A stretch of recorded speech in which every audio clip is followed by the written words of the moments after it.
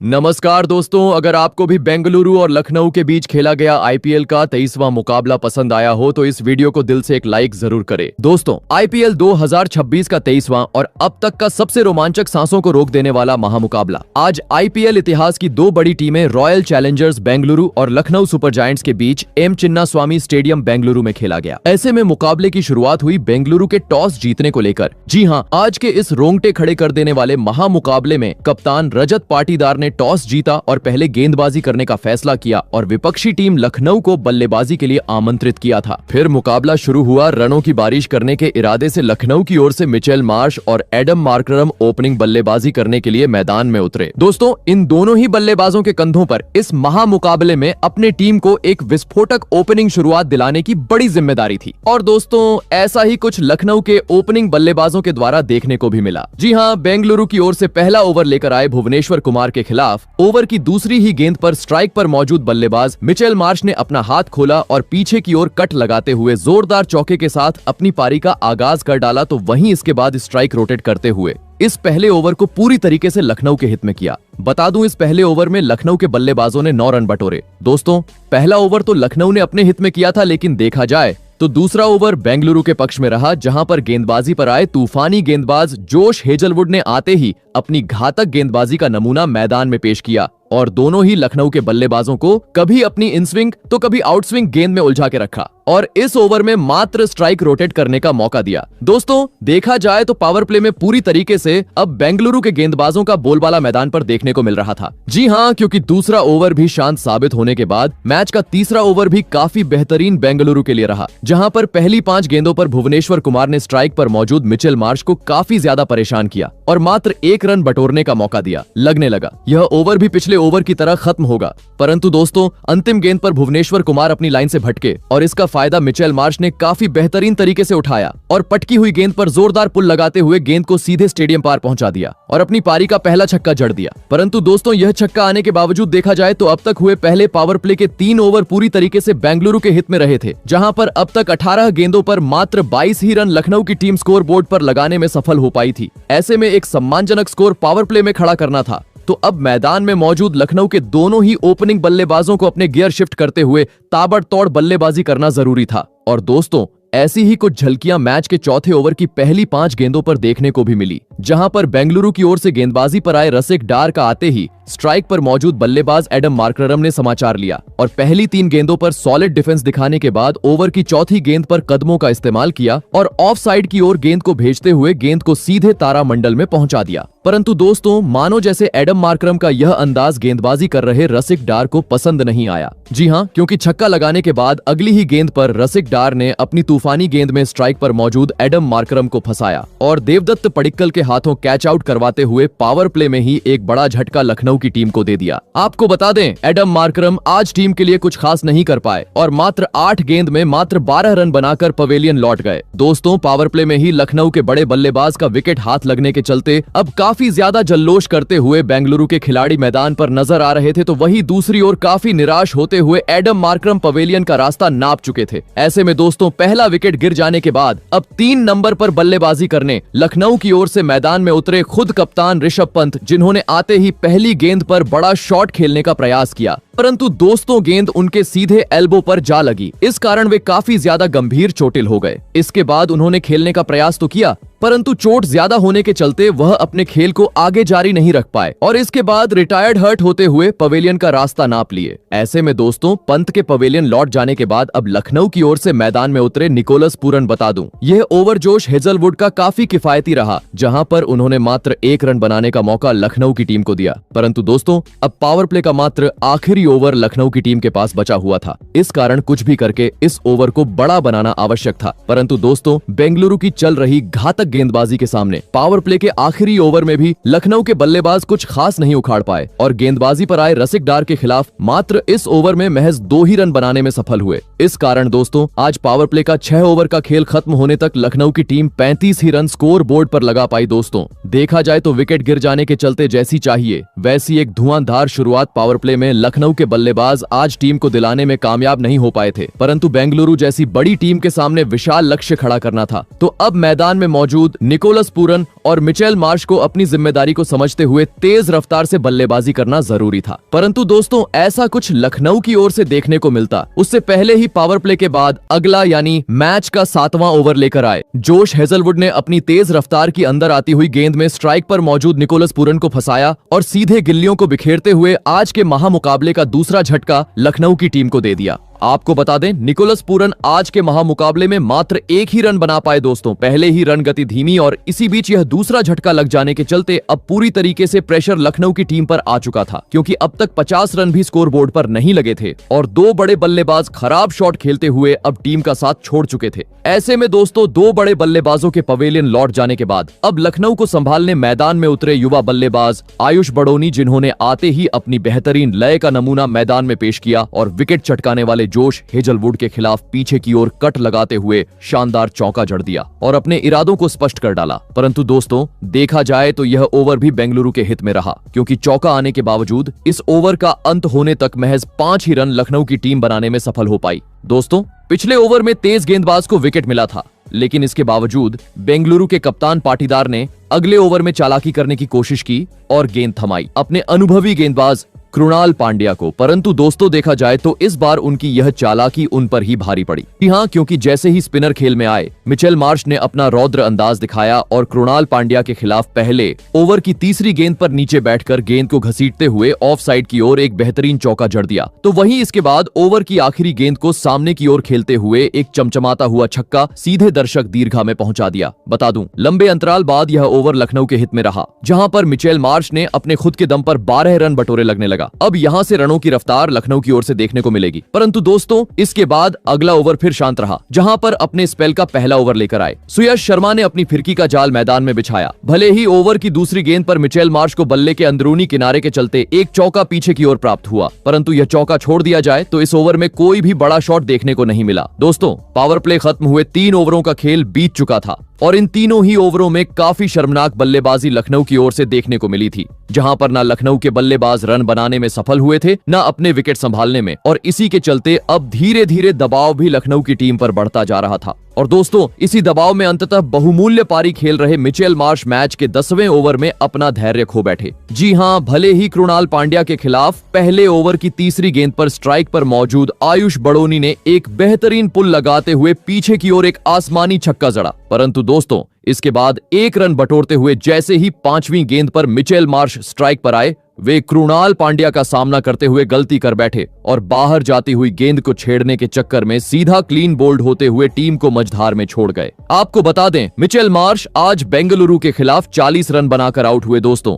ताश के पत्तों की तरह देखा जाए तो लखनऊ की टीम आज बेंगलुरु के सामने बिखरती जा रही थी, क्योंकि देखते ही देखते अब 3 महत्वपूर्ण बल्लेबाजों को बेंगलुरु के गेंदबाजों ने अपने जाल में फंसा लिया था, जिसे देख पूरे स्टेडियम में बेंगलुरु के प्रशंसकों का जल्लोष देखने को मिल रहा था। ऐसे में मिचेल मार्श जैसे बड़े बल्लेबाज के पवेलियन लौट जाने के बाद अब लखनऊ की ओर से मैदान में उतरे अब्दुल समद लग रहा था। विकेट गिर जाने के चलते अब धीमा खेल लखनऊ की ओर से देखने को मिलेगा। परंतु दोस्तों, आयुष बड़ोनी ने रुकने का नाम नहीं लिया और अगले ही ओवर में गेंदबाजी पर आए सुयश शर्मा को टारगेट करते हुए ओवर की तीसरी और 5वीं गेंद पर ऑफ साइड की ओर कट लगाते हुए लगातार 2 गेंदों को चौकों में तब्दील कर डाला। परंतु दोस्तों, मानो जैसे आज लखनऊ की बल्लेबाजी को किसी की नजर सी लग गई थी। जी हां, क्योंकि जैसे ही आयुष बड़ोनी ने पिछले ओवर में 2 चौके जड़े, अगले ओवर में उनका साथ निभा रहे अब्दुल समद गलती कर बैठे और गेंदबाजी पर आए कृणाल पांड्या की ऑफ साइड की ओर जा रही गेंद को लेग साइड खेलने के चक्कर में बेंगलुरु के कप्तान रजत पाटीदार को एक आसान सा कैच थमाकर सस्ते में पवेलियन लौट गए। आपको बता दें, अब्दुल समद आज अपना खाता भी नहीं खोल पाए। दोस्तों, हर एक विकेट के साथ अब लखनऊ की मुश्किलें बढ़ती जा रही थी, क्योंकि अब तक 4 बड़े बल्लेबाज पवेलियन लौट चुके थे और इनमें से कोई भी बल्लेबाज टीम के लिए साझेदारी अब तक नहीं निभा पा रहा था। और इसी को देख एक तरफ जहां लखनऊ के प्रशंसकों में सन्नाटा छा चुका था, तो वहीं दूसरी ओर बेंगलुरु के प्रशंसकों की ओर से आरसीबी के नारे मैदान में गूंजने लगे थे। ऐसे में दोस्तों, अब इस संकट की घड़ी में लखनऊ को संभालने मैदान में उतरे युवा बल्लेबाज मुकुल चौधरी, जिन्होंने आते ही अपनी पारी की पहली गेंद पर अपना बल्ला खोला और पीछे की ओर गेंद को भेजते हुए शानदार चौका लगा दिया। वही दोस्तों, अगला ओवर भी कुछ इसी प्रकार का देखने को मिला, जहां पर सुयश शर्मा के खिलाफ पहली 5 गेंदों पर तो स्ट्राइक पर मौजूद मुकुल चौधरी काफी जूझते हुए नजर आए और एक भी रन नहीं बना पाए। परंतु दोस्तों, ओवर की आखिरी गेंद पर मुकुल चौधरी ने नीचे बैठकर गेंद को घसीटा और पीछे की ओर एक और शानदार चौका अपने खाते में जोड़ लिया। दोस्तों, मुकुल चौधरी के मैदान में उतरने के चलते अब धीरे धीरे लखनऊ की रन गति तेज गति से आगे बढ़ती हुई मैदान पर नजर आ रही थी।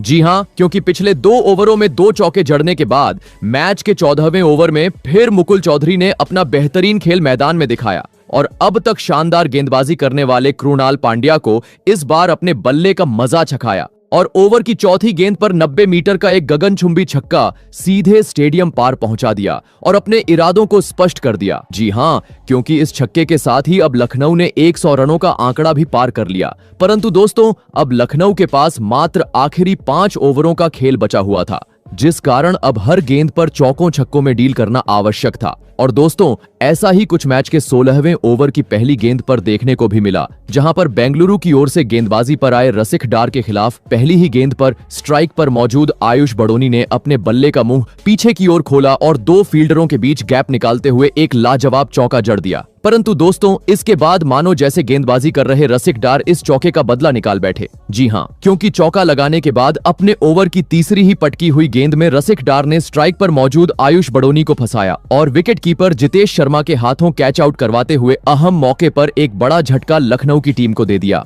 आपको बता दें, आयुष बड़ोनी बेंगलुरु के खिलाफ 38 रन बनाकर आउट हुए। दोस्तों, इस एक विकेट ने पूरी तरीके से लखनऊ की टीम की कमर सी तोड़ दी थी, क्योंकि आयुष बड़ोनी के विकेट के चलते अब आधा बल्लेबाजी क्रम लखनऊ की टीम का पवेलियन का रास्ता नाप चुका था। पूरी तरीके से देखा जाए तो अपनी गेंदबाजी के दम पर इस मुकाबले पर बेंगलुरु की टीम हावी नजर आ रही थी। ऐसे में दोस्तों, अब अंतिम ओवरों को देख अचानक मैदान में उतरे रिटायर्ड हर्ट होकर पवेलियन लौटे लखनऊ के कप्तान ऋषभ पंत। बता दूं, रसिक डार का यह ओवर काफी किफायती रहा, जहां पर उन्होंने विकेट चटकाते हुए महज 5 रन खर्च किए। इस कारण दोस्तों, इस धीमे ओवर के चलते अगले ही ओवर में लखनऊ के कप्तान ऋषभ पंत ने रन रेट को बढ़ाना चाहा, परंतु गेंदबाजी पर आए भुवनेश्वर कुमार के खिलाफ वे अपने मंसूबे में कामयाब होने में पूरी तरह असफल रहे और ओवर की चौथी फुल टॉस गेंद को स्टेडियम पार पहुंचाने के चक्कर में बाउंड्री पर मौजूद फील्ड सॉल्ट को एक आसान सा कैच थमाकर टीम का साथ छोड़ गए। आपको बता दें, आज के महामुकाबले में पंत मात्र 1 ही रन की पारी खेल पाए। दोस्तों, लखनऊ की टीम में भले ही बड़े बड़े दिग्गज शामिल हैं, परंतु बेंगलुरु के सामने आज कोई भी लखनऊ का बल्लेबाज मैदान पर टिक नहीं पा रहा था और लगातार अपने विकेट गंवाता जा रहा था, जिस कारण परिस्थितियों को देख 150 रन भी स्कोर बोर्ड पर लगने काफी मुश्किल नजर आ रहे थे, क्योंकि अब महज 4 विकेट लखनऊ के पास शेष थे। ऐसे में दोस्तों, अब इन अंतिम ओवरों में बेंगलुरु के गेंदबाजों का सामना करने मैदान में उतरे जॉर्ज लिंडे, जिन्होंने आते ही भले ही अपनी पारी की पहली 3 गेंदों पर कोई भी रन नहीं बटोरा, परंतु दोस्तों, ओवर की चौथी गेंद पर उन्होंने अपना अतरंगी अंदाज मैदान में दिखाया और विकेट कीपर के ऊपर से गेंद को भेजते हुए अपनी पारी का पहला चौका जड़ दिया और इसके बाद स्ट्राइक रोटेट करते हुए इस ओवर को लखनऊ के हित में किया। परंतु दोस्तों, अब महज आखिरी 12 गेंदों का खेल लखनऊ की टीम के पास बचा हुआ था। ऐसे में एक सम्मानजनक लक्ष्य बेंगलुरु के सामने खड़ा करना था, तो अब इन 12 गेंदों पर रनों की बरसात करना आवश्यक था। परंतु दोस्तों, ऐसा कुछ लखनऊ के बल्लेबाज कर पाए उससे पहले ही मैच का 19वां ओवर लेकर आए बेंगलुरु के तूफानी गेंदबाज भुवनेश्वर कुमार ने अपने इस एक ओवर में दोहरा झटका लखनऊ की टीम को दे दिया। जी हां, पहले जॉर्ज लिंडे को अपनी बाहर जाती हुई गेंद में फंसाया और टिम डेविड के हाथों कैच आउट करवाते हुए पवेलियन का रास्ता दिखा दिया। तो वहीं इसके बाद मैदान में उतरे नए बल्लेबाज मोहम्मद शमी का भी सीधा क्लीन बोल्ड करते हुए पत्ता साफ कर दिया। आपको बता दें, जॉर्ज लिंडे जहां 7 रन बनाकर आउट हुए, तो वहीं मोहम्मद शमी आज अपना खाता भी नहीं खोल पाए। इस कारण दोस्तों, अब यहां से 20 ओवर भी खेलना काफी मुश्किल लखनऊ के लिए नजर आ रहा थे, क्योंकि अब मात्र 2 विकेट शेष थे और सम्मानजनक स्कोर खड़ा करना था। तो पूरी जिम्मेदारी अब मुकुल चौधरी के कंधों पर आ चुकी थी। परंतु दोस्तों, मैच के आखिरी ओवर में पहली गेंद पर छक्का लगाने के बाद मुकुल चौधरी भी अपने धैर्य को खो बैठे और अगली ही गेंद पर रसिक डार की तेज तर्रार यॉर्कर में सीधा क्लीन बोल्ड होते हुए पवेलियन का रास्ता नाप लिए। और साथ ही दोस्तों, इसके बाद अंतिम विकेट भी लखनऊ ने आवेश खान के रूप में क्लीन बोल्ड होते हुए गवा दिया। और इसी के साथ लखनऊ की पूरी टीम 146 रनों पर सिमट गई और यह महामुकाबला जीतने के लिए बेंगलुरु के सामने 147 रनों का ही लक्ष्य खड़ा करने में सफल हो पाई। ऐसे में दोस्तों इसके बाद लखनऊ से मिले 147 रनों के लक्ष्य का पीछा करने बेंगलुरु की ओर से फील्ड सॉल्ट और विराट कोहली बल्लेबाजी करने के लिए मैदान में उतरे। दोस्तों लखनऊ ने दिया हुआ लक्ष्य छोटा था, ऐसे में दोनों ही बल्लेबाजों पर सूझबूझ के साथ शुरुआत दिलाने की बड़ी जिम्मेदारी थी, परंतु दोस्तों ताबड़तोड़ बल्लेबाजी ही करनी बेंगलुरु ने सही समझी। जी हां, क्योंकि लखनऊ की ओर से पहला ओवर लेकर आए मोहम्मद शमी के खिलाफ पहले 2 गेंदों पर डिफेंस करने के बाद ओवर की तीसरी गेंद पर ही स्ट्राइक पर मौजूद फील्ड सॉल्ट ने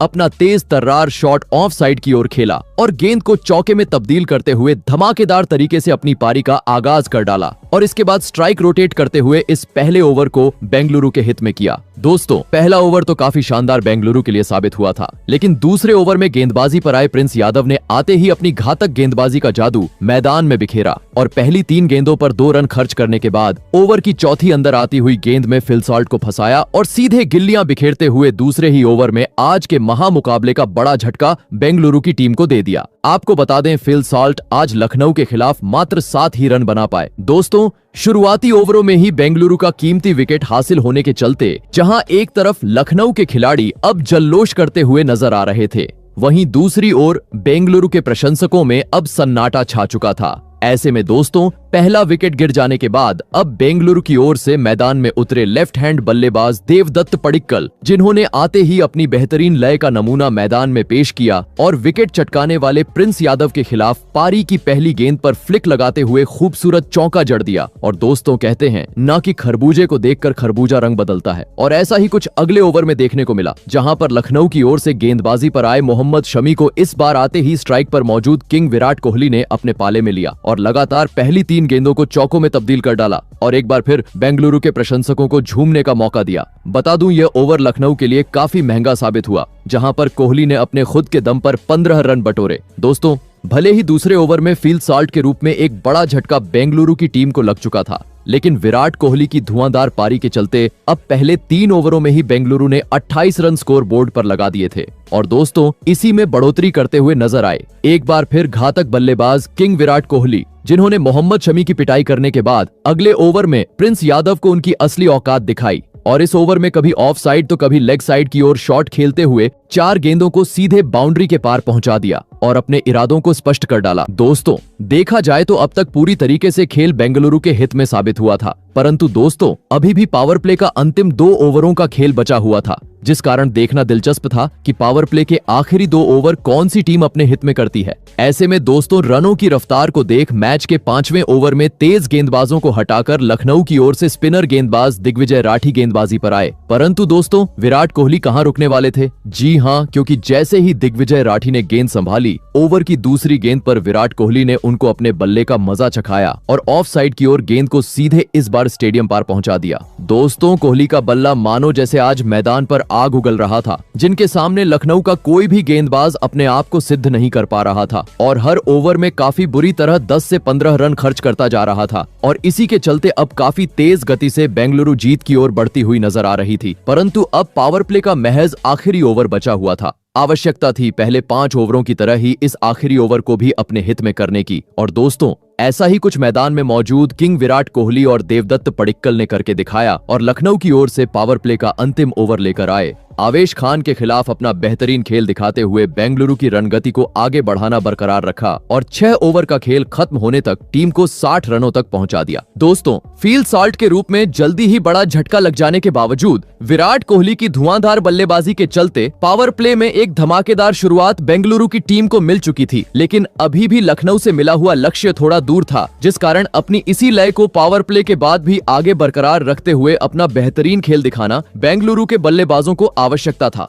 परंतु दोस्तों इसके बाद अगला यानी पावर प्ले के बाद 7वां ओवर काफी शांत बेंगलुरु के लिए साबित हुआ, जहां पर लखनऊ की ओर से गेंदबाजी पर आए दिग्विजय राठी ने इस बार अपनी घूमती हुई गेंद में दोनों ही सेट बल्लेबाजों को उलझा के रखा और इस ओवर में 3 रन बनाने का मौका दिया। इस कारण दोस्तों दिग्विजय राठी के इस धीमे ओवर का दबाव हटाने अगले ओवर में लेफ्ट हैंड बल्लेबाज पडिक्कल ने बड़ा शॉट खेलने का प्रयास किया, परंतु दोस्तों गेंदबाजी पर मौजूद आवेश खान की पटकी हुई गेंद को वह सीमा रेखा के पार पहुंचाने में पूरी तरह असफल रहे और बाउंड्री पर मौजूद खिलाड़ी के हाथों एक आसान सा कैच थमाकर अपना कीमती विकेट गंवा बैठे। आपको बता दें, आज टीम के लिए 11 गेंदों में मात्र 10 ही रनों की पारी खेल पाए। दोस्तों, रनों की बरसात के बीच बेंगलुरु का बड़ा विकेट हाथ लगने के चलते अब काफी ज्यादा खुशी विकेट चटकाने वाले आवेश खान के चेहरे पर देखने को मिल रही थी, तो वही लखनऊ के प्रशंसक भी अब जल्लोष करते हुए नजर आ रहे थे। ऐसे में दोस्तों, दो बड़े बल्लेबाजों के पवेलियन लौट जाने के बाद अब बेंगलुरु की ओर से मैदान में उतरे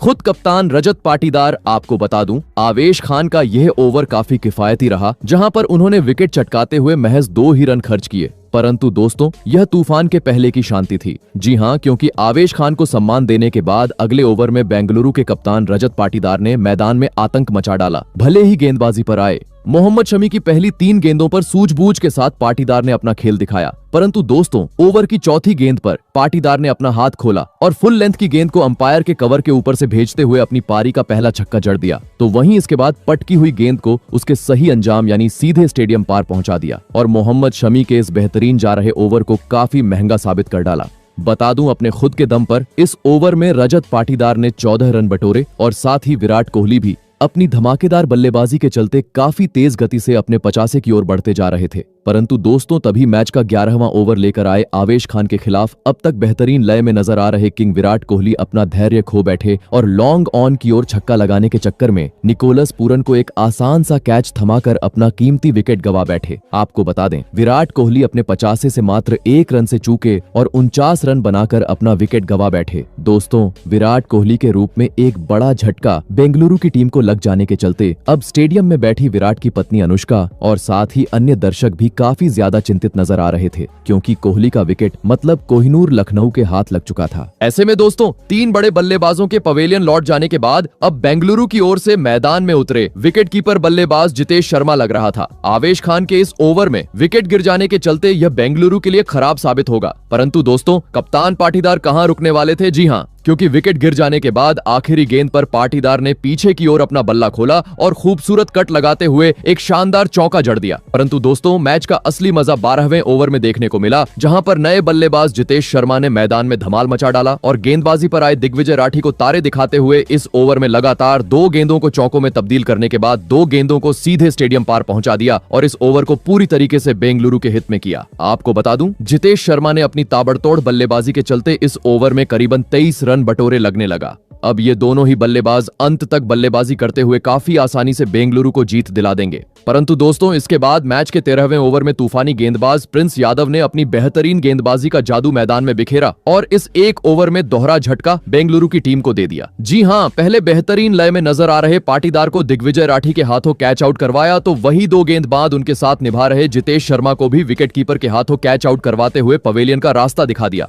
आपको बता दें, रजत पाटीदार जहां 27 रन बनाकर आउट हुए, तो वही जितेश शर्मा 23 रनों की पारी खेल अपना विकेट गंवा बैठे। परंतु दोस्तों, अब काफी ज्यादा देर हो चुकी थी। जी हां, क्योंकि अब जीत के लिए मात्र आखिरी 23 रनों की आवश्यकता बेंगलुरु को थी, जो इसके बाद मैदान में उतरे टिम डेविड और रोमारियो शेफर्ड ने काफी आसानी से बना लिए और एक धमाकेदार जीत बेंगलुरु को दिला दी। तो दोस्तों, आपको कैसी लगी हमारी यह वीडियो, कमेंट करके जरूर बताइएगा।